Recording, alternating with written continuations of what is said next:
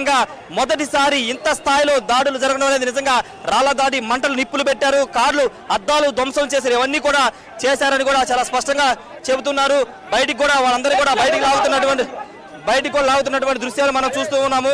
వాళ్ళని బయటికి తీసి మరి వాళ్ళని దాడి చేస్తున్న పరిస్థితి అయితే మనకు కనబడుతున్న సిచ్యువేషన్ అయితే మనకు కనబడుతుంది. ఎవరిని వదిలే ప్రసక్తి లేదని పోలీసులు చెబుతున్నారు. అక్కడ అతన్ని అదుపులో తీసుకుని అతన్ని మీద దాడి చేస్తున్నట్టు పోలీసులు అటాక్ చేస్తున్నటువంటి దృశ్యాలు మనం చూస్తున్నారు.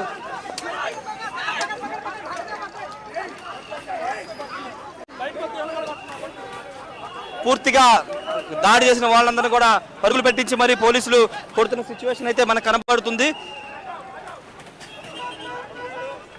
గతంలో ఎన్నడూ లేనిటువంటి ఒక సిచ్యువేషన్ ప్రస్తుతం ఆంధ్రప్రదేశ్ విజయవాడ నడి రోడ్డు మీద మనకి కనబడుతున్న పరిస్థితి అయితే కనబడుతుంది. ఇక్కడ కొంతమంది అదుపులో తీసుకునే ప్రయత్నం అయితే పోలీసులు చేస్తున్నారు. వాళ్ళందరూ కూడా పంపించి వేస్తూ ఉన్నారు.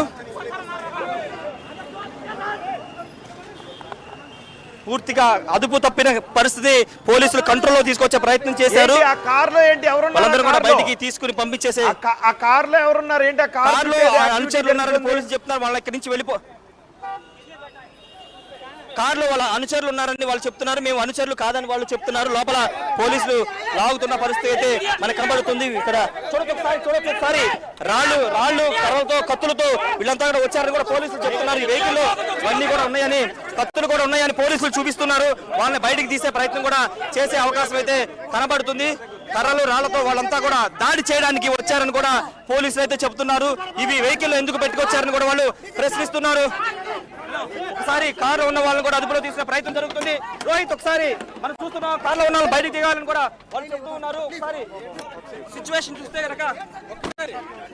కనుక వాళ్ళని అదుపులో తీసుకునే ప్రయత్నం జరుగుతుంది. కార్లు, కత్తులు, కర్రలు